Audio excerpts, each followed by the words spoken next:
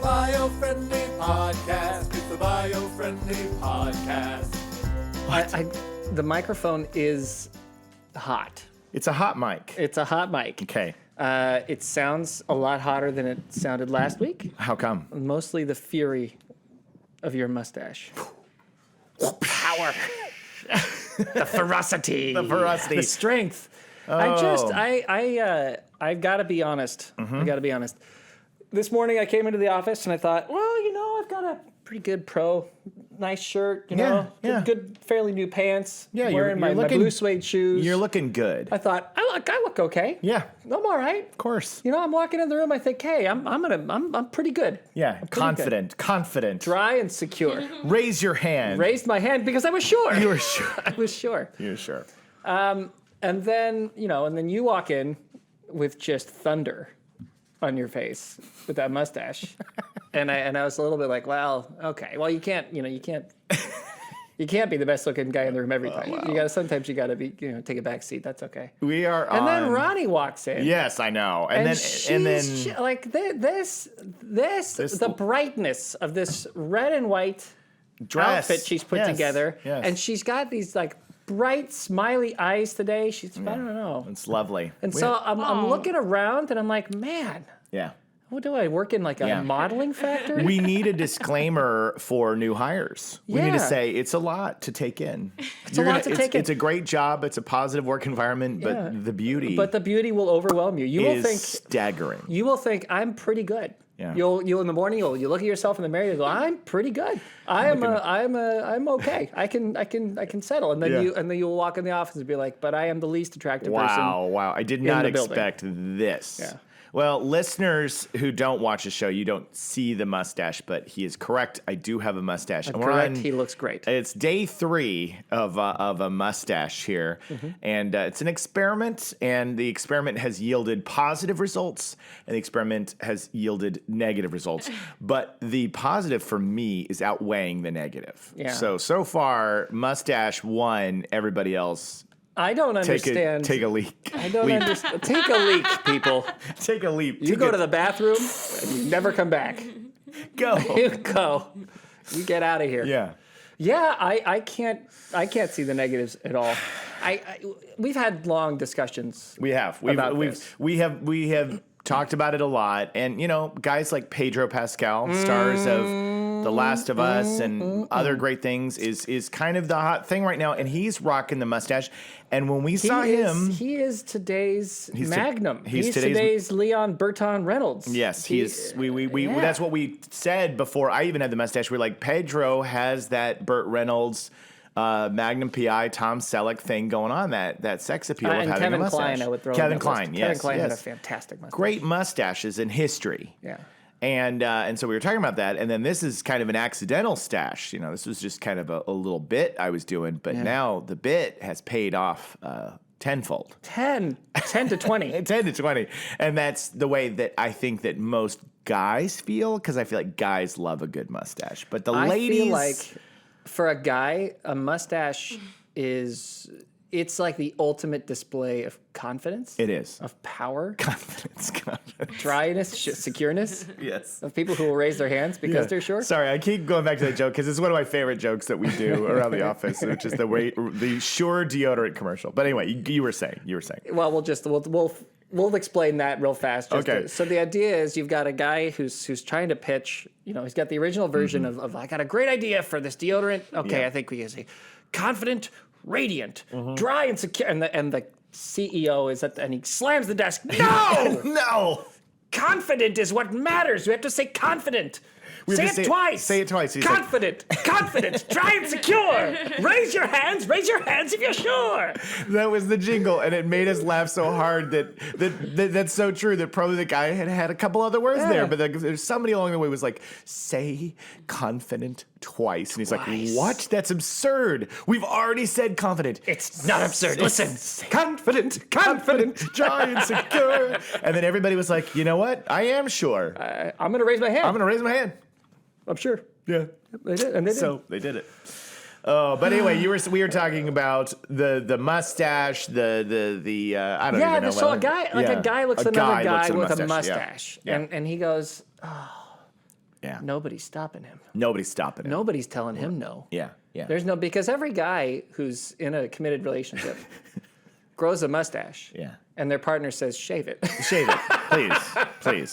Please shave it The off. partner, look, even if they haven't told you to shave it, they want you to shave it. Yeah. Like if you're in a relationship with a mustache and you have a partner, your partner they love you and they're glad that you're happy, but they don't like your mustache. No. Women don't. I don't know why they don't like mustache. I And think it reminds them of porno. Yeah, I think, and that is the truth of 32-year-olds like ourselves. Like if you're And younger, maybe young people doesn't. Yeah, count, maybe right? maybe if you're 10 years younger than us, like at 22.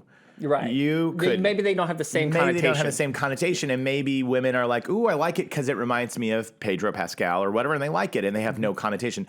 But Noel's right. Our generation, we had the Tom Sellecks, the Kevin Klines, and the Burt Reynolds when we were really young, but it very quickly became equated to kind of this like a molester. Yeah, kind of this dirty energy, like skeezy. Like you'd be like the guy looking across the bar, like with the beer bottle, kind of eyeing you, and you'd be like, let's leave. Let's close our tab and get out of here. And that guy's a creep. Yes, that's true. I should say women that in our age group, I suppose. In our age group, yeah. Well, that's what I'm saying is because I've gotten feedback from young females and males, and it doesn't seem, and why I even did it, the long story short is I was at Coachella, and I was there for 2 days, and I noticed that 90% of the males had mustaches, and I was like, wow, that's like, this is the fashion now. Wow. So I just went home, and for day 3, I made sure I gave myself the mustache, and I thought it would be like a one-off, did the mustache, did the day at Coachella, and then I'd be done with it. Very funny. But I caught a glimpse of myself in the mirror, and I went, you know that scene in 500 Days of Summer where Joseph Gordon-Levitt looks at his reflection and he sees Han Solo? Yeah. It was like that. Yeah. It was like that. I looked at my reflection, and I suddenly saw a Magnum, and I heard, ba, ba, ba, ba. And I was wearing a Hawaiian shirt, and my chest hair was coming out the top, and I was driving in like a Corvette, and I was like, this is it, man. This is it. This is the power of the mustache.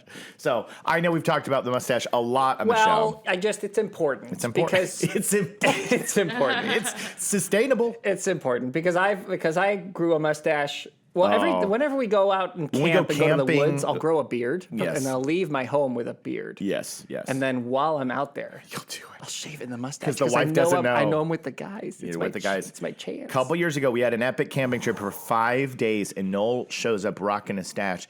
And I told him the feelings that he's having about mine right now. I said, that's what I felt that entire weekend. I looked at you, and the sun was setting behind you, and there was this I had a cowboy hat, and there was this mustache on your face, and I was going, it's so burn. Man, I felt confident, dry, and also secure. And he raised his hand. I did. I was sure. It's for guys. They look at other guys, at least at our age, and they're amazed by it. Women look at the guys and they see a molester. Yeah. So it's a problem. It's a problem, and so more than likely by next podcast, it more than likely will be gone because I do have another partner in the household. We'll see. I hope that it stays there as part of this bit, and that it grows on her. Yeah, and she's like, "Wow, you look like those young guys. Yeah, who that's all what have mustaches. That's what I'm hoping. Those hot young men. I've got it. I had this I vision. think I'm going to a weird place here. No. We're fine. It's 2023, baby. Let it fly.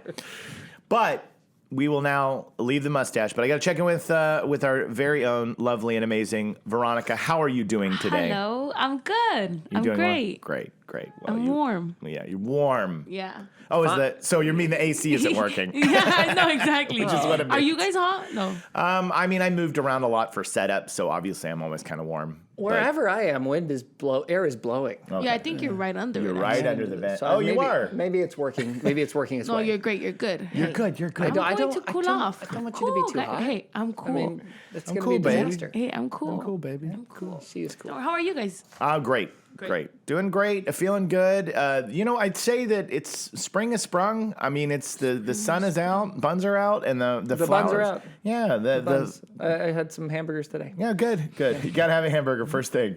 But the weather you can feel. We had a lot of rain, and now you can kind of see it looks like we've hydrated the entire state of California, and now it's on to warmth, and then will come the pulverizing sun where everything will dry out and it'll be a desert once again. Yeah. But It's nice while it lasted. It was. It was lovely. Yeah, it looks a bit like Scotland out here. It's crazy. Yeah, it does. It's very, very green. Yeah. And people who have, visited and flown in said that the view from an airplane coming into Southern California this year, you look down and you go, I can't. We just had a friend visit and they were like, you can't believe it's just green everywhere. It's green. There's snow on top of mountains. You're like, where am I flying into right now? Well, it's heaven right now. Yeah, it's Anybody who's driving into LA now is never going to leave. These are the luckiest people in the world. They're never Like, gonna just leave. stick around until August, September. Wait a minute. You get no rain and no bad weather and it's perfect temperature and it's green and snowy. How? Yeah. This science is impossible. Yeah, and then you go stick around and get stuck on the freeway for 4 hours, and then you'll change your mind. It is kind of funny. It's the opposite a little bit of Australia. Yeah. Right. So like in LA, I think we all kind of know when we live here that there's a few kind of secret pains in the ass. Yeah. That we don't talk about a lot because we love our city, and so we don't want to be like, Yeah. we don't want people to think that it isn't the best because we want everyone to be like, yeah, it's perfect all the time. Yeah, you got to lie. 75. Perfect. Everywhere Every you day look, here is good-looking amazing. people wearing very little clothing, walking on the beach, and we're all cool with it. It's a dream, and everything's paradise. But really, to each other in our own environment, we can be like, a little smoggy. yeah, it's a little. There's aspects of living here that are tough. It gets a little hot in the summer. Gets hot in the summer. Yeah, wintertime it's colder than you think it's supposed to be. Yeah, and there's some neighborhoods that you go, oof. Yikes. Yeah, like mine. Yeah. But in Australia, it's the opposite. They don't want people to come, so they let the rumors of everything on the island's going to kill you go, right? Yeah. You try to go in the water, you'll get eaten by a shark or a giant boxfish. Yeah. Box jellyfish. Or you go out into the desert and you're definitely going to kill by a snake. Yes. Poisonous spiders, they're everywhere. Yes. Don't go into any fresh water because a crocodile will eat you. Yeah. And then if you go into a house, a spider will kill you. And everything. So don't come to Australia. If you come to Australia, you're going to die. Right. I remember we had an episode, it was probably a year or two ago, where we were talking about how there was this report about how the animals weren't as dangerous, the spiders weren't as venomous in Australia. And it was so funny because you really did double down and you're like, this is what? No! You were like, no, They're the worst. They're the worst. And it's like you were fulfilling your duty. And all the Aussies that listen, because we have a large group that do, they were listening and they're like, that's right. Tell them. Bloody deadly. Yeah. No, because we like that reputation of being the toughest people on earth, but also the coolest. Yeah. And that if you come down there, unless you know what you're doing, you'll die. Yeah, You'll die, mate. Down here. But secretly, it's just lovely. It's kind of like LA. Yeah, it's beautiful. It's pretty great. Yeah. Temperature's pretty good. Keep people out. A lot of beach. Yeah, Nice beach too. Good, like good squeaky sand. Yeah, the water's pretty great. Beautiful pretty warm. people. I've never been eaten by a shark. Not once. Not once. And I go to the beach all the time. And I've never been killed by a snake. And I've never been even touched by a spider. And I need you to the crocodiles they stay where crocodiles go. Yeah, they drink beers with you. They drink beers. Me, the roos, the koalas, the crocodiles, having a beer. I want to go to Australia. 4X, VB. Long before we were friends, when I was a child, I was a little obsessed with Australia. When I saw the first Crocodile Dundee movie, in my room I had koalas, I had kangaroos, I had all these images of Australia. I used to draw cartoons of me with like the hat with the fold up on the side like I was an Australian. Yeah. I was a little obsessed, so I want to go. Yeah. I want to go real We gotta bad. go. We gotta go. Gotta go. Yeah. You'll never come home. Okay, good. Yeah. Because you'll die. Because you'll die. Yeah. Well, that being said, we will get to the subject of today's there's a show. subject. There is a subject of today's show. And The environment. And so when I first heard the subject, okay, so I'll tell you a couple things here. Mm-hmm. So the subject today is No Mow May. No mustache May? That's what at first I was like, oh no, I just got a mustache, and it's saying no mustache May. It's like anti-Movember. Right, it's anti-Movember. No lawns. Don't no mow. mow in May. So don't mow it, May. Just let it grow. yes, but here's Like your mustache. It's the lawn of the mustache. The lawn is the mustache of the house. Yes. We've always said that. Yes, but this is a movement. But I brought an interesting thing here because I have the good. Yeah. I have the Medium. medium, and then I have the could backfire. So I brought all three today as to why it could be good or bad. Jacob, bring in the thunder. It's not just the mustache. It's not just the mustache. The mustache did all the research. Yeah? Yeah. So it's the best I've ever done. I cannot wait to find out why we should be doing this, and then why we should maybe be doing this, and why we should not be doing this. Exactly. You're going to learn all three today. Okay. But this is a very, very, very recent movement. One of those viral movements, kind of like how Movember became a thing, or what are some of these other ones? Plastic-free July. It becomes a thing that trends, and it gets people inspired to do it. But it actually started in the UK.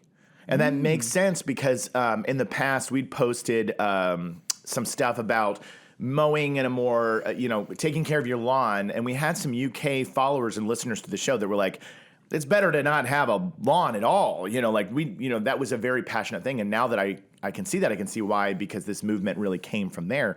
But it moved its way over to the United States, and now it's becoming a thing where the month of May, don't mow your yard. And some people say it's a great thing, and others say, I don't know if it's necessarily going to help. So maybe it's just a trend, but let's explore it, shall we? Let's go. Let's go. No Mow May. No Mow May. This one says, when it comes to spring yard work, what if you could actually do more by doing less? Talk to me, Goose. Okay, first popularized in 2019 in the United Kingdom. See, very recent. I've heard of the place. No Mow May has since taken root here in the United States. In 2020, Appleton, Wisconsin is was the first city to adopt it. Okay. Okay. Different climate. Yeah, exactly. Yeah, Exactly. okay. The first day that you nailed it. Yeah. This is where we start having some differences and issues. Okay. The first state in the country to adopt the practice in which you allow your lawn to grow throughout the month of May without mowing, watering, or fertilizing. Now, several communities are taking part in the effort. Okay. No Mow May began as a way to help bees and other pollinators, but there's more to it than that. So this is the article I'm sharing with you right now, is the one that's hyping it up. This is the one that's like, let's no Mow May. No Mow May. Yeah, exactly. That's what's behind this. So just know, with the reading and the sharing of these tidbits, it's all positive here. This is biased in favor of no mow. Yes. Okay. So first off, you'll get the beneficial springtime color. I mean, there you go. Can't deny that. Can't deny it. Not mowing throughout the month of May means you'll spy some flowers in your lawn that you would otherwise lose to the lawnmower. Dandelions, clover, and the common blue violet start to bloom in the spring and can add some diversity to your lawn. In fact, in a 2019 survey, Plant Life, which is a British conservation charity and promoter of No Mow May, found 203 different species of beneficial flowers in lawns while doing this. So, very cool. Dandelions, for instance, have deep taproots that can help loosen hard, packed soil. These root systems not only help aerate the soil, but pull calcium and other nutrients from the ground and make these nutrients available to nearby plants. And think about how happy it makes your children. I does. Because they can pull those dandelions out and they blow on them. Totally. And then off the little seeds go everywhere. Always fun. They love it. Always fun. Have you ever seen those? Dandelions are the ones that you blow, right? Yeah, absolutely. Those are the ones that there was this video that my kids were showing me. You can take the tip of that and dip it in water and it stays intact. Really? Yeah. The whole thing comes out without coming apart in water. Wow. Isn't that amazing? That's awesome. And then the moment you go, and then if you touch it, it's gone. Yeah. But it's like it can go into a glass of water and stay together. Let's go look for a dandelion. Let's go do it, guys. Let's do it. They should be everywhere Field because trip. nobody's mowing their lawn this month. All right, exactly. Next month. We're not quite in. We're in April. This will air literally like days before we get into May, so that's why I thought it was good. So we got to mow our lawn. We got to mow our lawn immediately. As soon as you get home, mow your lawn. Pressure. Number 2, bees will get an early season boost. In recent years, studies have found a steep drop in the bee population. We've covered that extensively on the show. According to a study by the Bee Informed Partnership, which is just an adorable name to your organization, beekeepers lost approximately 39% of their managed colonies between April 2021 and April 2022. The UN says the decline could impact the global food supply since 75% of the world's food crops and 35% of the global agriculture land depends on pollinators. Depends on it a lot. So, anyway. We don't want to lose them. We don't want to lose them. We talked about that before in the show. Yeah, exactly. Early spring flowers such as dandelions and clover help the local pollinator population at the time of year when nectar sources may be in short supply. So, that's another thing. Right? Right. So then, Right. number 3. So you're feeling He's already getting suspicious. yeah, sort of. Okay. I knew it. Okay, so I'm probably with your second article is probably where I'm gonna I think so. Yeah. I think you will because I think you'll see the pros and the cons. Yeah. So number 3, you'll create less pollution. Okay. So it's just saying by not mowing your lawn during the month of May, you'll give your lawnmower a break. Okay. So lawnmowers, unless they're electric lawnmowers, use gasoline, which contributes to some of the pollution. So they're just saying for that month, they're not. I don't think in here it's saying a lawnmower is really making or breaking, your air quality, but it's less of it in a month. Can I go on a rant? Go on a rant? Okay. The city of Pasadena banned leaf blowers that were gas powered this year. It did. Yeah. And you'd think Noel, he's an environmentalist. Yeah. Biofriendly. He's going to be very excited about this. Stupid. Stupid. Yeah. Super, super dumb. Yeah. So Completely like effing annoying, actually. Not because look, I don't want necessarily care if somebody has I don't prefer that someone has a gas powered leaf blower. right. But I'll tell you that most of the people who have gas powered leaf blowers Yeah. are small business owners Right. who take care of lawns and do landscaping right. for a living, Yeah. and that's their job. Yeah. And they invest in equipment so that they can use that equipment to keep the area clean and in shape, Yeah. right? Yeah. The amount of carbon emissions that you're getting out of a leaf blower Yeah. Nothing. or your lawnmower, Fraction. Are you freaking kidding me? Yeah. So it's a little Minuscule. It's classic. It is not the problem. It's classic California overkill. Well, it's right? so frustrating. It's just annoying to me because you have city council officials and you have the politicians. You have people who are far better off financially because they have time to run for this job. Mm-hmm. Yeah. Who are, I guarantee, are in some regard using way more emissions doing something else Right. than the leaf blower is ever doing. Right.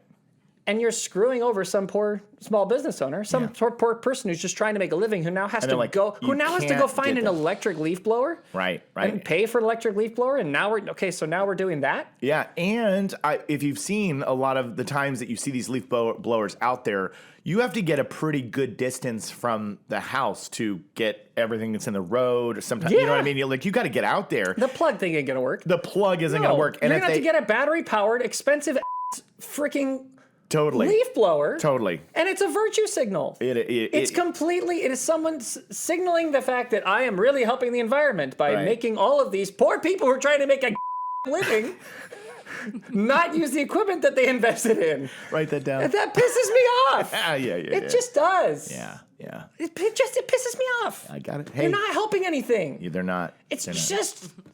And so, they say, turn off your lawnmower, and now I can trigger it again. Look at what happened, Jacob. You're such a snowflake. I'm such a snowflake. Such a triggered snowflake. I'm a triggered snowflake, but I am special. It's okay. I'm special like a snowflake. Well, and I am also, unique. I am myself. I am exactly what I'm meant to be. You are. You know what? And also, this is your city. This is your town. It is. This is your city. It is. So it's tough when it always affects people more when it's like, that's my neighborhood. That's my town. And this is, I've grown up here. I've lived here my entire life. I'm saying this as if I'm you. I haven't. But I'm just saying it's your home turf. It's like, we're fine. Stop doing this. And it's an indicator of also where things are going, particularly in places where you have so much income inequality. I've become such a friggin' progressive. You really Look at have. Me. Golly. I love it. But it's like where you've got super rich people who don't actually care about any of this stuff, so long as you don't take away their nice things. Right. Who are saying like, oh, this is going to be really great. This is going to be really great. No, it's not going to be really great. It impacts the little guy. Your one flight in your private jet, like every single lawnmower for the next 12 years, write that down, isn't going to produce as much carbon emissions as one of your flights. You right. No Mow May. I'm sorry. Number four, you'll save time and energy. So if you're not spending your time mowing or spreading chemicals on your lawn in May, you'll have more time to do other things. They're just saying free time. So again, I'm putting this out here. The article writer is trying to say like this. Hold your calls. Yeah. Hold your calls. That is the leaf blower. I'm not talking to you right now. Not now. He's furious. I've had it up to here. I'm fuming. I've had it up to here. That's a segment. I've had it up to here. Knowles has had it up to here. He's had it up to here.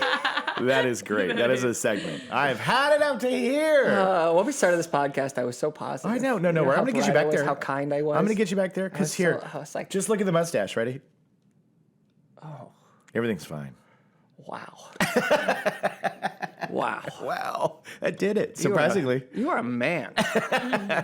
Hey, I got an idea. I'm going to go to Pasadena and tell them that they're going to lift that ban. They'll do it.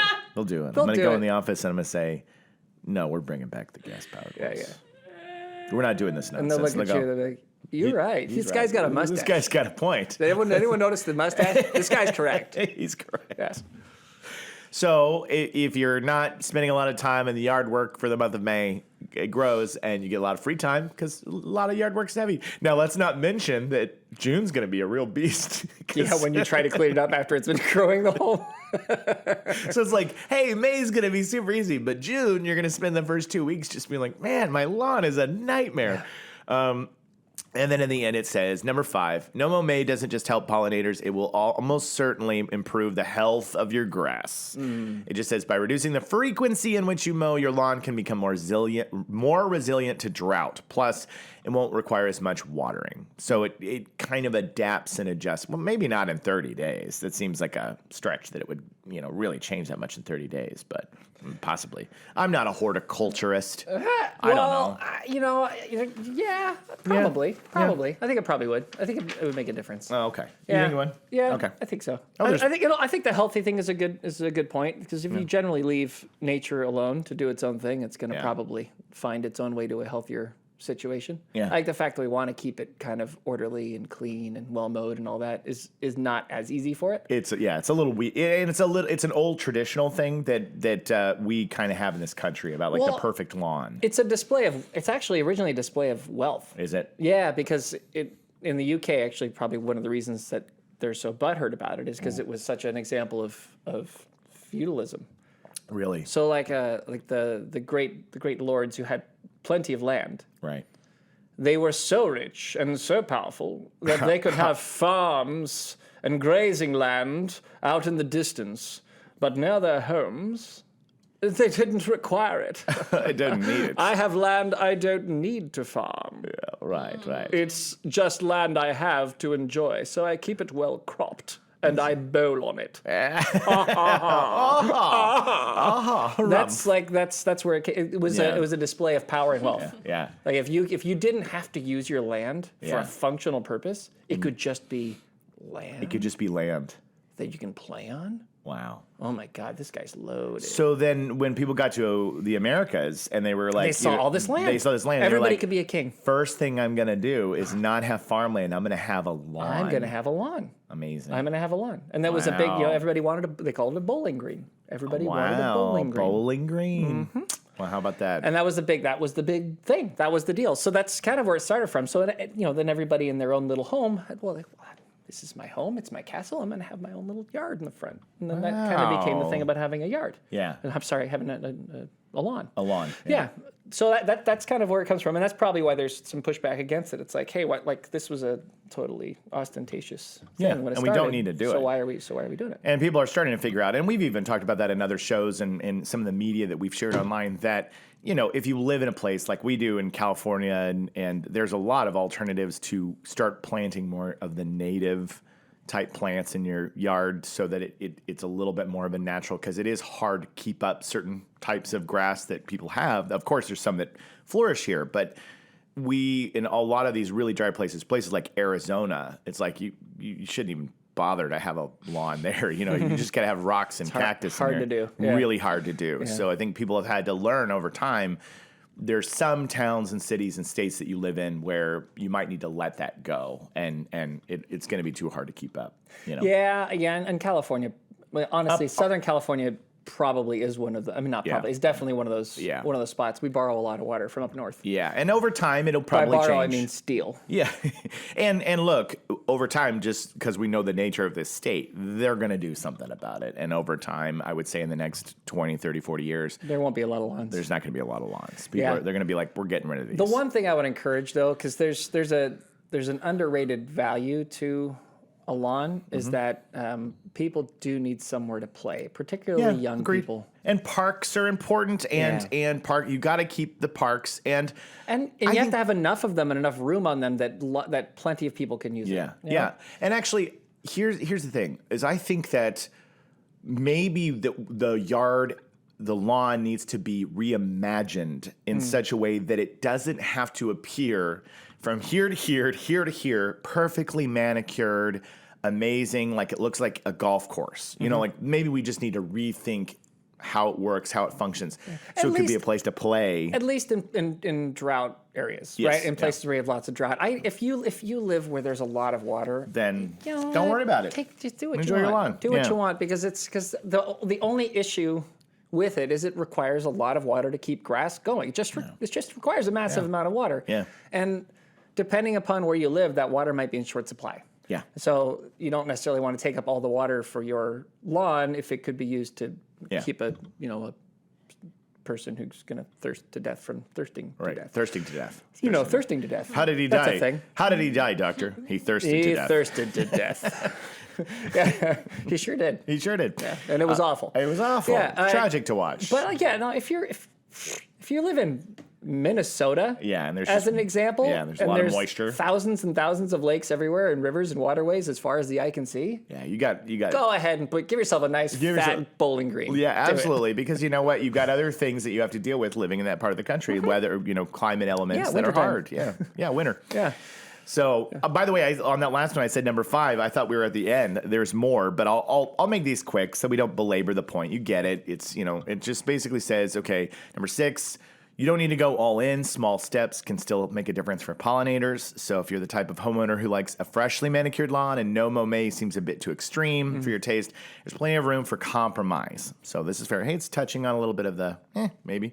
Compromiso? Compromiso. In addition, if you live in a community that won't allow for no Mow May due to certain lawn ordinances in place, which is a real thing, there are some things you can do in your yard while still participating. Try setting up bee hotels. I mean, I don't know if I can afford the concierge. I know, right? Let's do it. Where's my car? Which this gives bees shelter. Well, then do like a bee Motel 6. Make it a little sleazy. Okay. All the bees have mustaches. They can rent by hour. Bee rooms by the hour. Yeah, right. We've got queens in every room. Queens in every room. That was a good joke. You can mow just an edge of your lawn so the grass length seems less overwhelming and will look a lot less neglectful and more intentional than just not mowing altogether. So saying you could just, do that. And if you live in a community you can that doesn't allow no lawn mowing, you can see if there's like community gardens and things in the area, to participate. If this is important to you, that's what matters.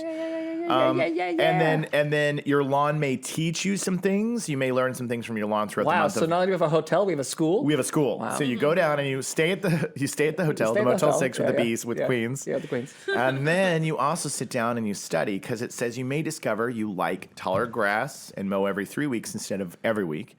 You may find that the clover that is allowed to grow when you don't mow is softer than your grass, which makes you want to grow more clover. You may learn all those dandelions aren't so bad. You may find you're watering too often or your lawn doesn't need that spring dose of fertilizer. So it's a tutorial. The clover thing, I think, is underrated. It's underrated. It's underrated. You've shared this with me before. Yeah, clovers, I've been taught, I don't know where I was taught this, because it certainly wasn't my parents. By I got the the leprechauns. Idea. By the leprechauns. You were taught about the clover by the leprechauns. No, just when I was, at some point I got it in my head that clovers were bad and they need to be picked away so that you can have your grass grow up, right? And when the drought stuff started happening, it was more and more difficult to get your grass growing. I was like, you know what? Let's encourage some clovers and see how that works, how they go. Yeah. And they survive a lot more easily in my lawn than the grass does. Yeah. And they are soft. And they actually, from a distance, like when you're looking at it, it looks like just pretty green lawn. Yeah. So I've been finding that I've been kind of encouraging the growth of clovers, and it's been magical, Jacob. There you go. We got a first-hand experience right here, and you just might find a 4-leaf clover in there. Yeah, I look. I really do. You? I legitimately look, Good and I for you. cannot find one. One day. I'm not a lucky guy. No, you are. Yeah. You are. No. Grow a mustache. Well, I am a lucky guy because, look, I'm surrounded by all these just outrageous, good-looking people. My God. So, and in the end, maybe you'll decide to go grass-free, is their last point. Sure, grass is nice when you're playing ball in the yard or relaxing on the weekend. You may decide that maintaining a traditional lawn isn't worth it anymore. In place of your grass, you can consider some alternatives, such as native plants or prairie grasses, both of which help pollinators. Maybe a rain garden or a wildflower meadow is right for your yard. So they're just saying you could try some stuff. Could be a learning experience for you, and we're all for that. We're all for learning, trying things out, right? Yeah. One of our neighbors, they don't mow. She's older. Yes. And so her kids who don't live nearby will come by every once in a while and help her out and like mow the place down and get it all in order. Yeah. But they can't do it a lot. Right. And during the wintertime, they forget about it. Right? Yeah, it's just there. So right now it's on full mode. It's just And so where I park my truck on the side of the road is right next to what looks like, honestly, a wheat field. Really? Yeah, it's so hilarious. Oh, and he has to walk through just like he's parting grass to get to the truck. Like, wow! Oh my God, He's like, that's awesome. I didn't know grass looked like this. I'm like, yeah, man. They call it ryegrass. They call it wheatgrass. This is like it grows up to be, something you could eat. Yeah, it's like it gets tall. If Yeah. you leave it alone, it'll just get huge. Yeah, and if the humans in the world if we weren't messing with the ecosystems, things would be tall, and then animals would come by to eat it all. Yeah, they chop it on down. That's how it would work. Yeah. So, Yep. All right, now we get on to the, we actually, this is, since it's middle of the road, Middle of the road. we'll see, what they say is good or the bad, So it says, does Mow May work? Okay. Many partake in the annual benefit to benefit pollinators, but we spoke to an expert to find out if it's actually beneficial. This is an exclusive, not for us, but yes. for them. We're just repeating it. Yes, exclusive. Just so you know. Exclusive. Exclusive. Yes. They got this interview. Yes, absolutely. They did.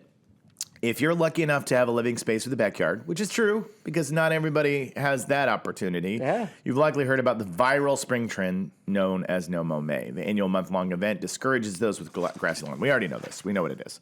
Okay. So some are skeptical about participating. So does Mow May actually work, or are its alleged eco benefits just a rumor? These are lies. Is this big lawn? Who would be big pesticide? Big pesticide. Yeah, maybe. no, I mean they would want you to keep the maintenance. I don't think this helps any of the. Yeah, really doesn't. I'm trying to think. I don't feel like this helps anybody. Except for nature. Yeah, probably. Like I think the positive goals are probably pretty true. I think so. Yeah, I think so. So they spoke to Zolene Quindoy, head horticulturist at Yarsden. Okay. A scientific board member and former chief scientist at Seed Labs, Dr. Gregor Reed, who gave us the inside scoop on Mow May. Mm-hmm. If it works, why, and if there are more ways to help pollinators in May. Mm-hmm. So due to climate change, extreme weather, and harmful human activities, pollinator populations such as that of bees have been rapidly declining. We know that. So they're going into some of the things that climate change has caused. And so let's get into what it can do. Okay. If you're looking for an easy way to help out pollinators this spring, Quindoy recommends partaking in Mow May. Okay. So if you're looking for an easy way. I'm looking for an easy way, Jacob. Yeah, okay. Yeah. So Quindoy says, unfortunately, lawns provide very little in terms of habitat value. That's just the truth of it, she tells us. The more we can leave them be in the spring when flowering plants like clover and dandelions bloom, the better we can provide early food sources for important pollinators like bees, and the longer grass is also habitat for some invertebrates. So it's just not, it'll help a little bit, but it's not a game changer. Mm-hmm. So there's that nice middle of the road thing. Dr. Reed has similar sentiments, living on a 26-acre farm. Being a doctor's been well for Dr. Reed. For 2 years now, he's held off on mowing until July 15th.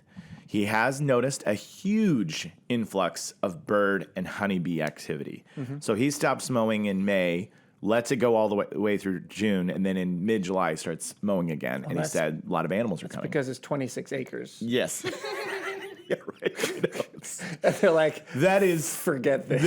That is literally a massive amount of land, and of course the animals can see that from the sky. Yeah, they're like, wow, look at that! Like our little slice of yard. I don't think they're paying much attention in the sprawl of houses. So.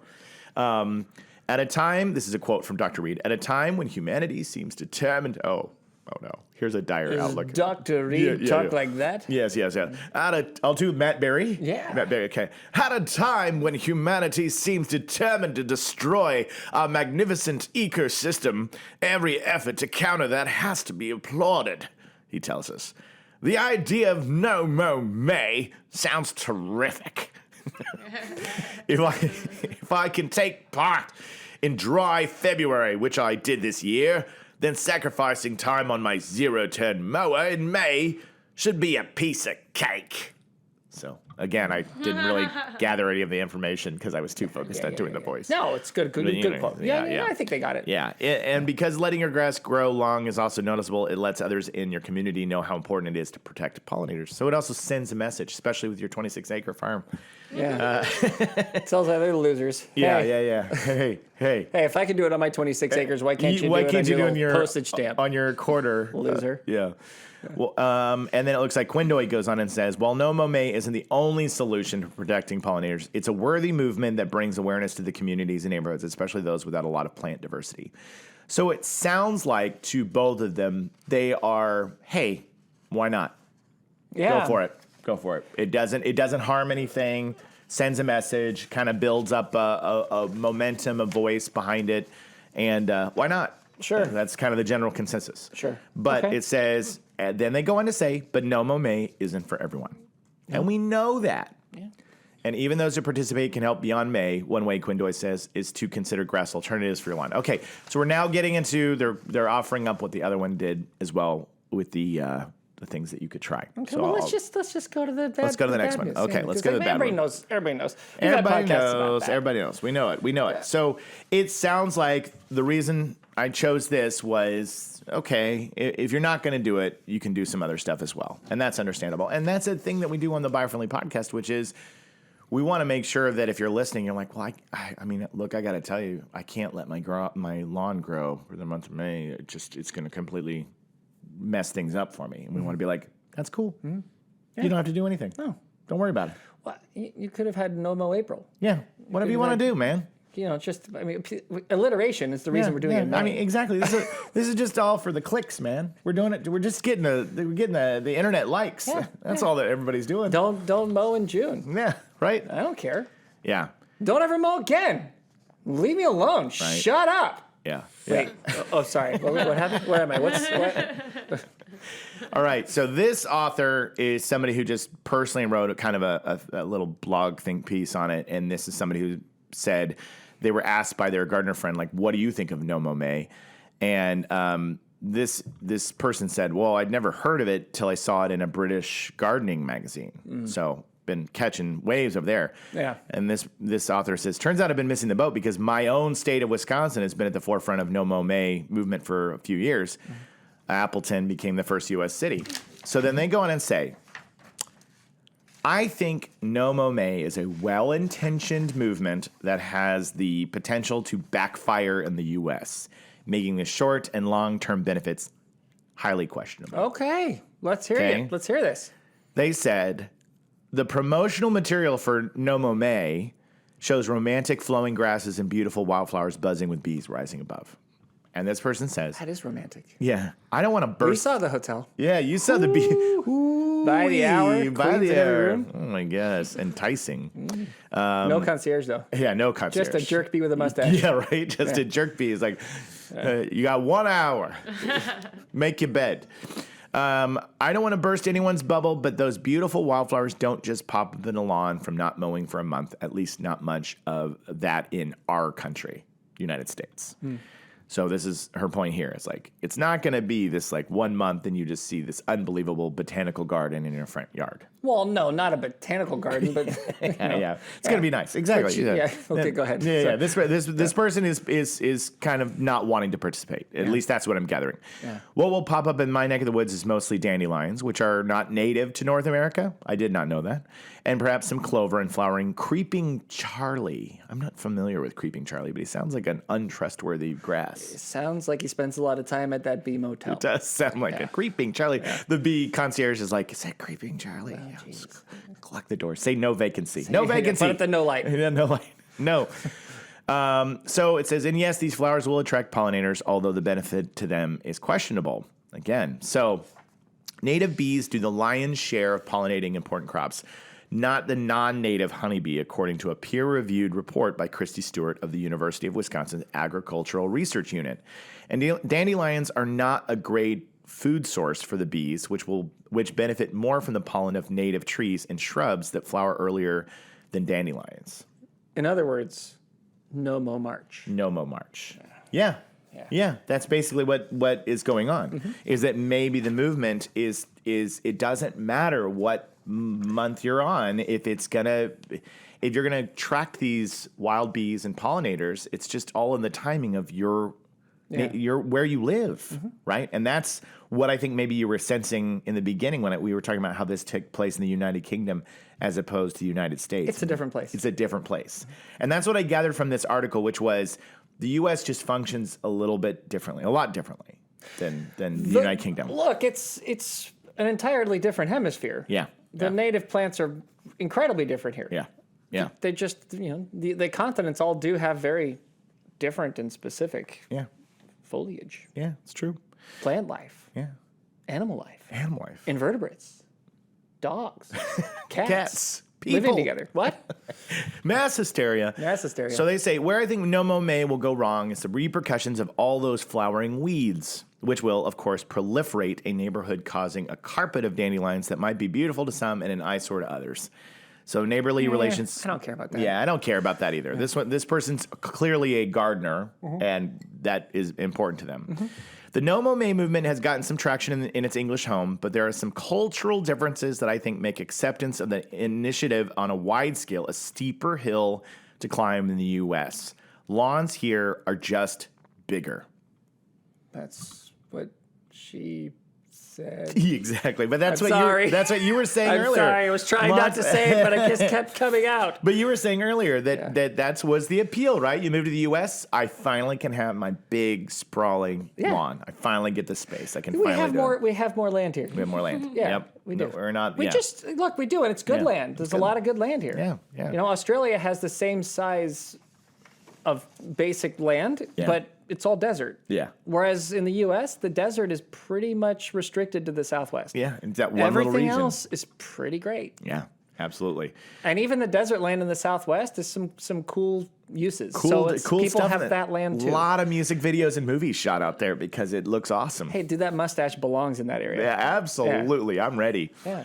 But it goes on to say, as a culture in the U.S., there's a deep appreciation for a wide expanse of a perfect lawn, which you totally hit on earlier. Yeah. So this person's opinion, and this is where we're going to kind of close out the three perspectives. In their opinion, a far better approach would be to encourage homeowners to turn a small patch of lawn into a proper native wildflower garden that will feed wild bees from spring through fall and be far more attractive than a shaggy lawn full of weeds. So saying, why don't you select an area that stays a lot longer than worrying about the entire lawn? Yeah. Thoughts? I am okay. I'm probably leaning a little farther towards the No Mow May? It's not necessary than I am towards we should all do this. Okay. Only because of where we live. Yeah. Really. Yeah. Look, in the UK, it's actually pretty easy to have a lawn. It rains there a lot. Yeah. There's a ton of water there. Yeah. It's pretty easy to do that, to have a lawn and to be like, oh, I'm just going to let it grow out, and you're going to get different stuff.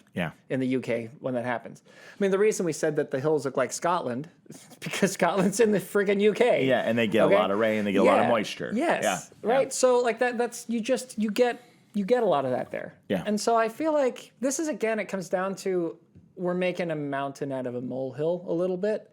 I think that people should be able to do kind of what they want. If you want to mow your lawn, mow your lawn. Yeah. If you'd like to take a month off and blame Movember and see what happens, that's cool. Yeah.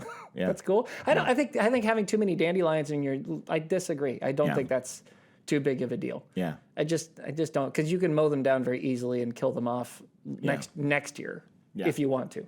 Yeah. I don't, I'm not too concerned about Yeah. that really. And I mean, out here they're not, the native pollinators don't necessarily need it. So I get that. I see that. I think that there's another thing people like to do in springtime, which is just to plant flowers. Yeah. Go out and plant a proper garden and put things out there. You can do that. That also is very helpful. And when he's talking about in designating an area to have it be to be local, and then to be great for what's around here and what's needed. And I think that's smart. Yeah. I think if you want to have that in your backyard, I think that's great. Or your front yard, it's wonderful. Yeah. I do actually have some sympathy. I really do for the need to have some spaces for people to play. Yeah, like sure. kids, if they're going to sit in front of their computer, if you don't give them somewhere to go do things. Yeah. And if you've got a decent amount of space in your house and you want them to have a lawn to go run around on, then grow a lawn. Yeah. That's fine. Yeah. It's fine. Honestly, what are we talking about here? We're talking about a bunch of small plots of land that people personally own or rent in a city that feels big because you live in it and there's people everywhere. But actually, if you do the zoom out trick one day, you go to New York City, get in nice and close on New York City on Google Maps, and then squeeze out a little bit to 10 miles and see how small it gets. Yeah. And then squeeze out to 25 miles and see how it's getting smaller. And you keep squeezing out, and then it doesn't take very long for it to disappear. Yeah. Disappear in the trees and the grass and the greenery. It is tiny. Yeah. New York is tiny. Yeah. Okay? Yeah. And that's New York. Yeah. We're talking about something that's a little silly if you think about it. What I do with my lawn is pretty minuscule compared to what's happening all by itself in that mountain. Yeah. Right there. Right. That mountain has exactly everything that all of the pollinators and everything else would ever need locally. And it's going to do that because it's impossible to control. Yeah. It's so vast, it's just impossible to control. Yeah. So for me, the thing is, it really does come down to let's do a better job of making sure we keep protecting natural spaces and not overdeveloping them. Yeah. Right? And that in the spaces where we have people, let's just be a little more organized. Yeah. So if people would have more options to have, a native landscape, if you did have really good parks. Yeah. And you had some basketball courts and some tennis courts. And what's the new sport everybody's doing with the paddles? And Pickleball? Pickleball courts. People playing pickleball. Yeah, pickleball. And the baseball fields and football. Work that out. Make sure you have a lot of that around the city and that it's open, accessible, and it's well maintained. And then have lots of fun play areas. And then you don't really need to have lawns if you don't want them. Yeah. In your house. And then grow it out, let it go, do a native, do whatever you want, man. Live your dream. That's what I think. Well, I think that's an interesting point, and I think that what I take from it, and probably what's behind this whole thing in the first place, this is just a way of thinking technique. Mm-hmm. It's doing exactly what we do at Biofriendly Planet on the Biofriendly podcast. They're just doing the exact same thing. So this is very different from banning leaf blowers, right? This is just like Movember, which is a fundraiser for, it's male cancer, isn't it? Or something like that. It's ball cancer. Ball cancer. So it's basically you grow out your mustache, and that's a symbol of that you're going to fundraise to help men who are suffering from testicular cancer. And that's the whole point. So it's just a movement. It's the struggle of a man to have to grow a disgusting mustache on their face for an entire month. And they're doing it for money. To help people's balls. Yes. But they're trying to help. That's why. Not because the mustache is awesome. Yes. And so the guys that do it are affected by somebody in their life had testicular cancer, which is a horrible thing, and they're suffering from it. And so they're fundraising. It's a viral tactic, but it's also a way of saying, hey, it's the same as wearing a yellow bracelet to say you support this cancer organization. It's just an action to show the world that you care about something. And I don't necessarily think it always is a virtue signal. I think that these are kind things. I'm saying I was me making on mustache jokes. No. Yeah. I'm saying to the audience, I know that we talk about letting the world know that you're helping, doing something, whereas passing legislations to ban something is that's I'm just trying to virtue signal. But in this instance, I think these are good things because it causes people why are you growing the mustache? And then you go, I'm doing it because I'm helping my friend raising money. He has testicular cancer. And then people get involved. Yay. So I think that behind Mow May, whoever is behind this, I think that I like to believe that the heart behind it is it's a way of thinking, right? It's if your kid grows up and learns the words no Mow May, then it just gets them to think and then they go, why are we doing this? And then they learn something about pollinators and environments and why this could be beneficial. Whether it really makes things shift or not, it's on such a small scale that it's like a way of thinking. So if you want to do it, It's a straw. it's a straw. It's It a is. plastic straw. It's a plastic straw. And so you go, is it really making a huge difference? I don't know. But will it change the mindset of somebody about their lawn? And that is the heart I like to take from this, which is, this isn't like, you have to do it. Get rid of your lawn. Yeah. Confident. You have to, like, nothing about this is to strong arm you or make you feel guilty about having a lawn. Have your lawn and eat it too. And eat it too. But if you feel inspired by this and it causes some cool conversations about the ways that you take your world, and it leads to a life of protecting those mountains out there that are offering more, then I think that that's great. And that's the confidence. The thrust? The thrust. That's the vibe that I'm going to take from Mow May, which this is just a conversation. Let's, change our mindset a little bit. If you want to participate, great. If you don't, no big deal. You're just not as good as me. No, I'm just kidding. Exactly. Exactly. No. That's the end of it for me. I think that's about right. My worry anytime there's any kind of cause like this that gets launched up is that it becomes misunderstood by people who don't look into it. Yeah. And so really that's my fear. Like the fact that you can only now in LA basically get a paper straw. Yeah. It's like that's so stupid. Yeah. It's just don't have a straw, and if you're gonna get a straw, it should just be a straw that works because the paper ones just disintegrate. Yeah.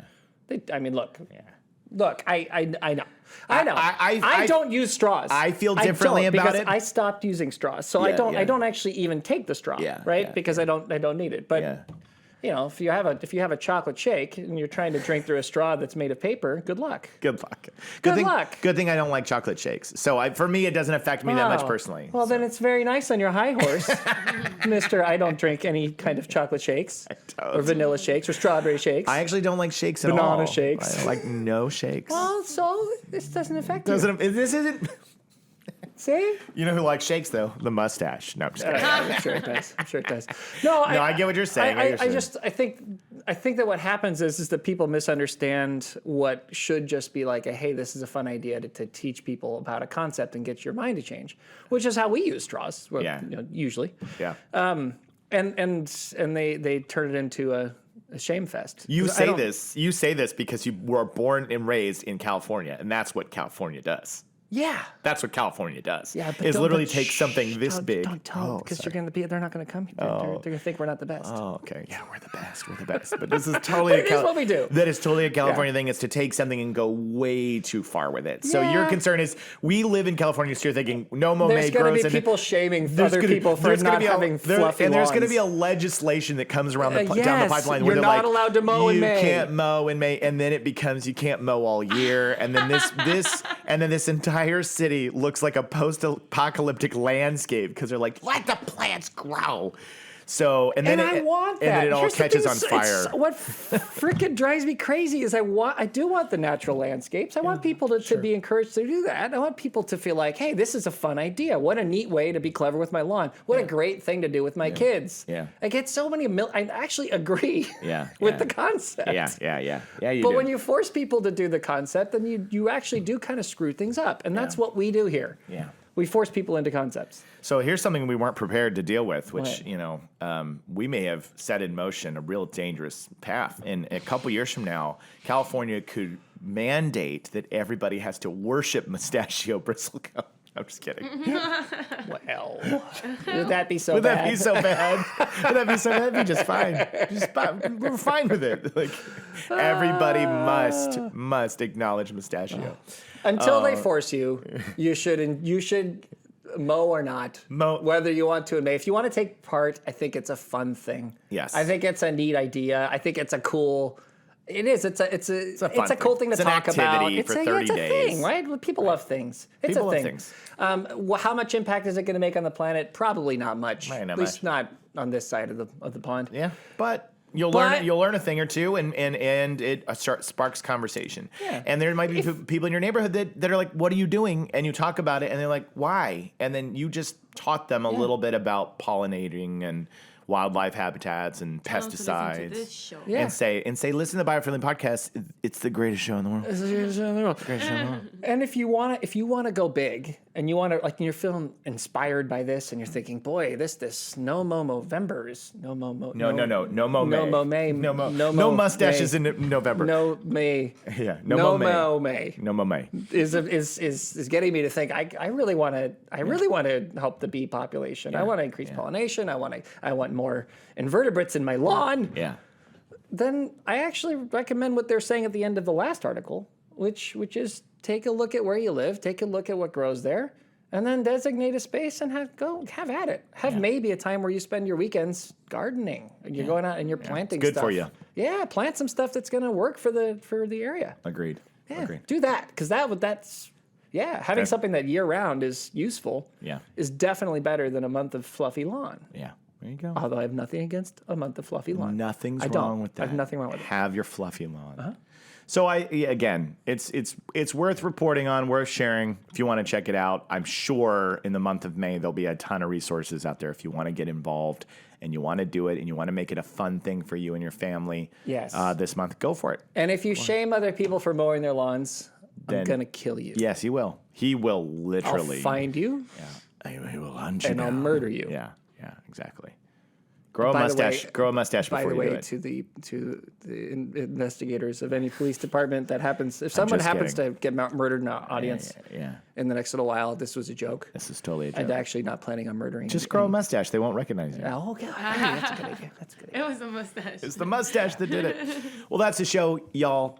So thank you for listening to this latest Biofriendly podcast. We love your support. We love your help. Make sure you're sharing the show to your friends, commenting, going all over the world and saying, you guys, you learn, you laugh, you love, you fear. You cry. You cry.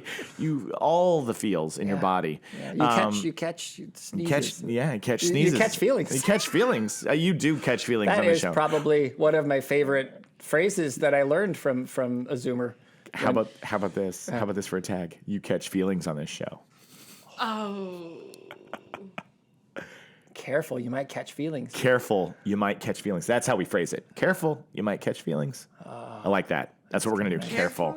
Careful, you might catch feelings. So we'll see how well we do on our tags this time around. So, but I will kick things off with: we are your beacon of light in a gloomy environment. Bringing you top quality content since 1823. Science without the shaming. Green without the groaning. Inspiring fear and love.